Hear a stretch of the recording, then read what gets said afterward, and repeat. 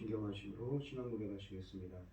전능하사 천지를 만드신 하나님 아버지를 내가 믿사오며 그 외아들 우리 주 예수 그리스도를 믿사오니 이는 성령으로 잉태하사 동정녀 마리아에게 나시고 본디오 빌라도에게 고난을 받으사 십자가에 못 박혀 죽으시고 장사한 지 사흘 만에 죽은 자 가운데서 다시 살아나시며 하늘에 오르사 전능하신 하나님 우편에 앉아 계시다가 저리로서 산 자와 죽은 자를 심판하러 오시리라. 성령을 믿사오며 거룩한 공회와 성도가 서로 교통하는 것과 죄를 사하여 주시는 것과 몸이 다시 사는 것과 영원히 사는 것을 믿사옵나이다. 아멘. 찬송가 484장입니다.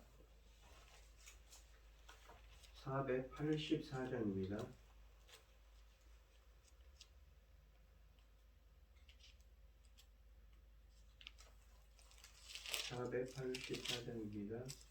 내 맘에 주여 소망되소서.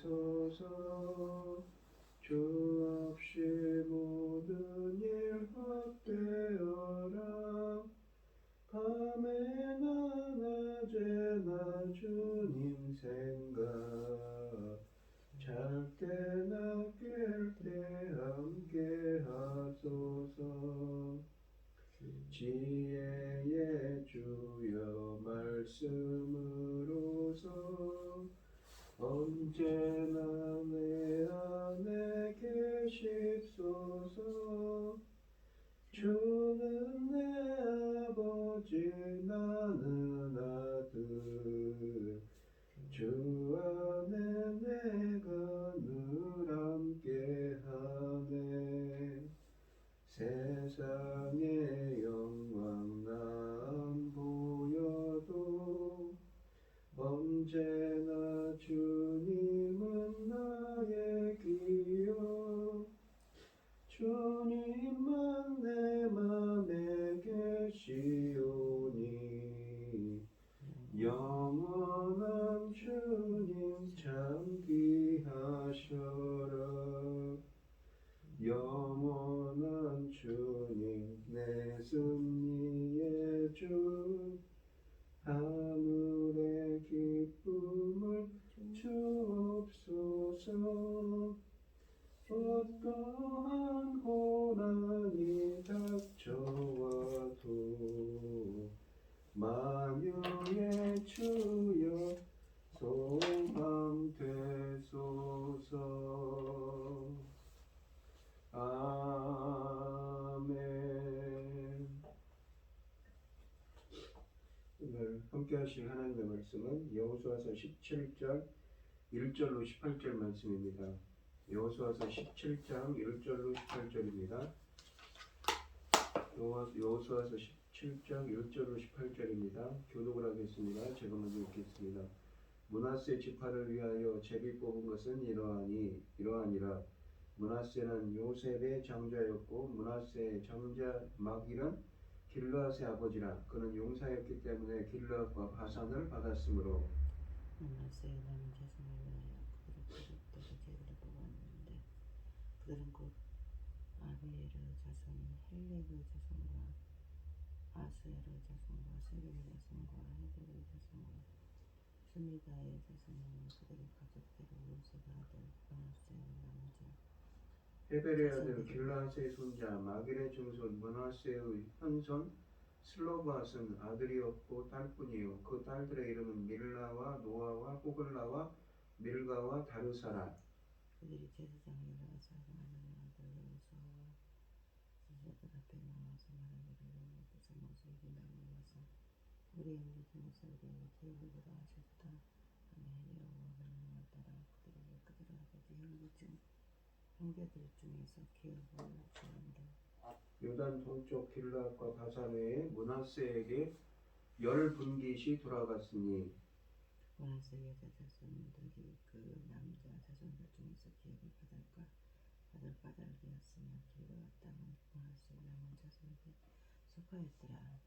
므낫세의 경기는 아셀에서부터 세겜 앞 믹므다까지이며 그 오른쪽으로 가서 엔다프와 주민의 경계에 이르나니 다프와 땅은 므낫세에게 속하였으며 문하세 자손에게 있는 탑푸아는 에브라임 자손에게 속하였으며 또 그 경계가 가나 시내로 내려가서 그 시내 남쪽에 일어나니 문하세의 성읍 중에 이 성읍들은 에브라임에게 속하였으며 문하세의 경계는 그 시내 북쪽이요 그 끝은 바다이며 남쪽으로는 에브라임에 속하였고 북쪽으로는 문하세에 속하였고 바다가 그 경계가 되었으며 그들의 땅은 북쪽은 아셀에 이르고 동쪽은 이사갈에 이르렀으며 이사갈과 아셀에도 문하세의 소유가 있으니 곧 베스안과 그 마을들과 이블람과 그 마을들과 도레 주민과 그 마을들이요 또 엔돌 주민과 그 마을들과 다낙 주민과 그 마을들과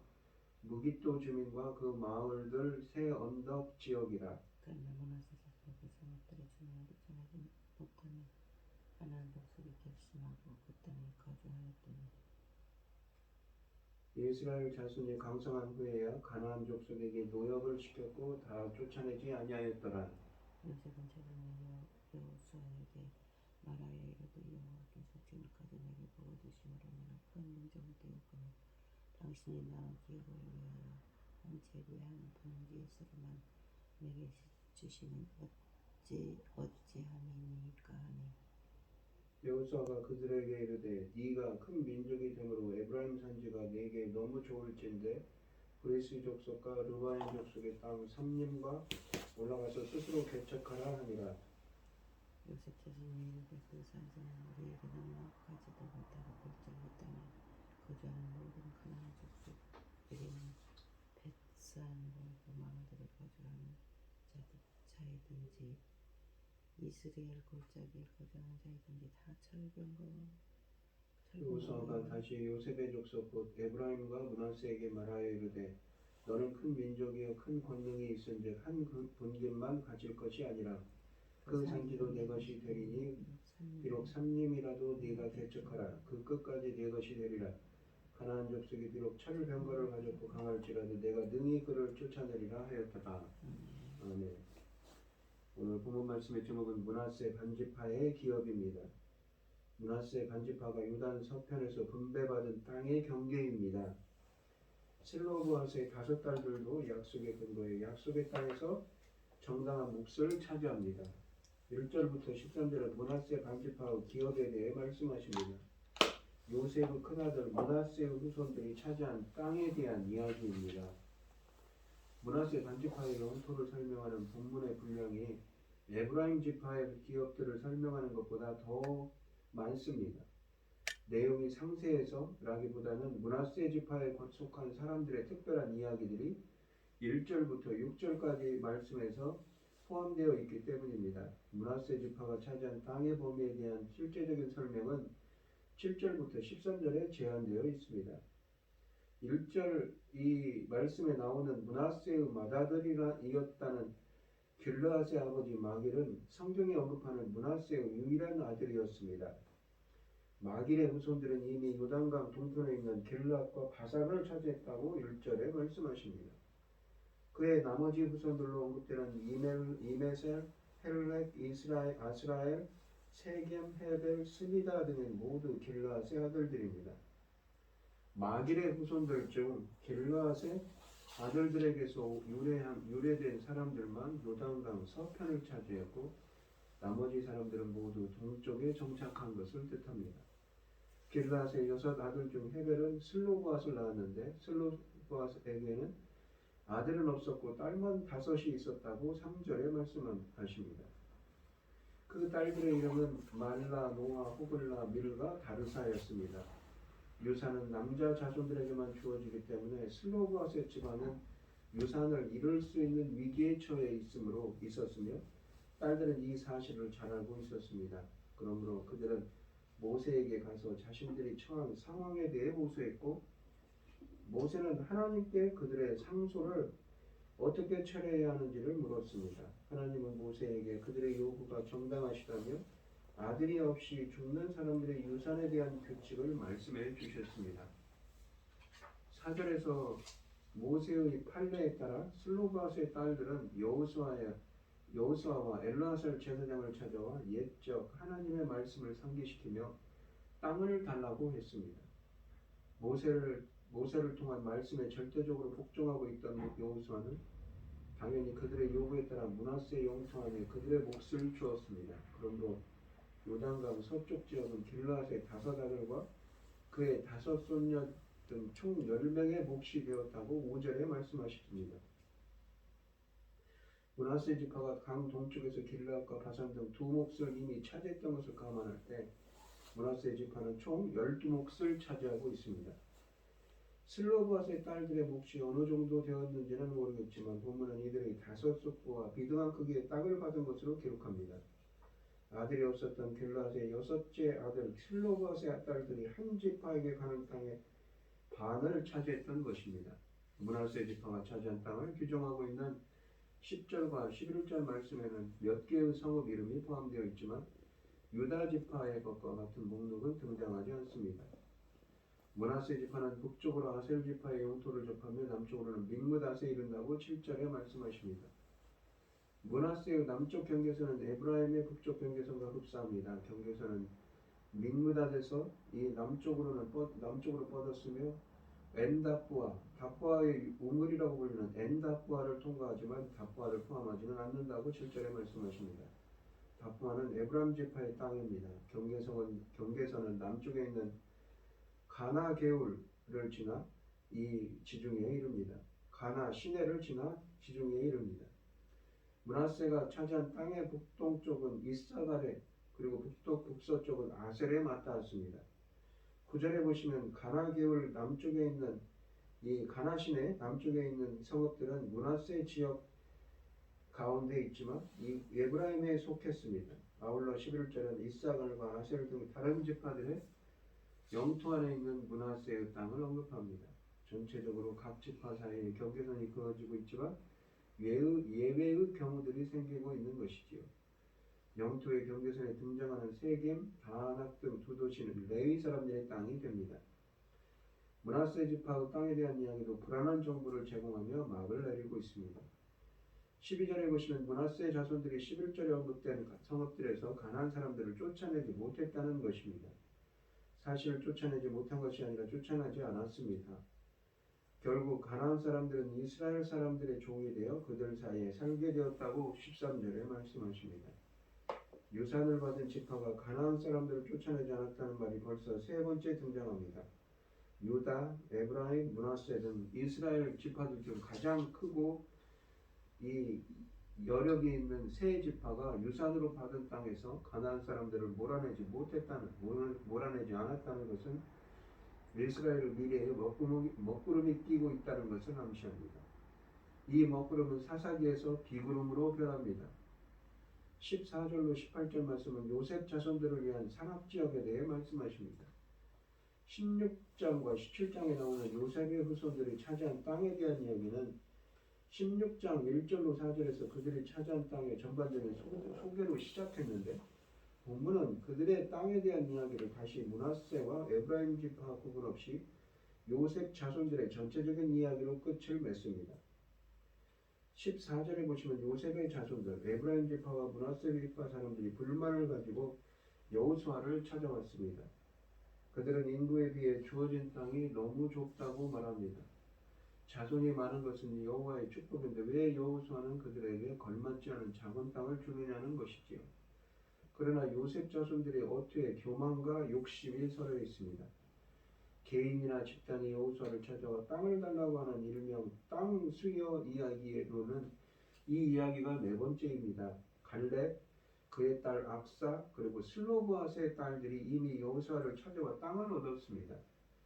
이 이야기는 처음 세 이야기보다 훨씬 더 부정적인 분위기를 지니고 있습니다.